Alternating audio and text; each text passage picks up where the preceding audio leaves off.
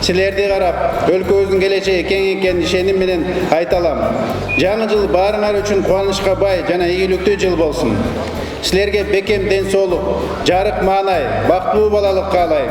Алдыга койгон максаттарыңар, таттуу кыялдарыңар орундалсын. Жашооңордун ар бир мөөнөтү жомоктогудай кереметке жана шаңга бөлөнсүн. Жаңы жылда асыл максаттарыңар, аруу тилектериңер ишке ашсын. Жаңы жылдык майрамыңар кут болсун.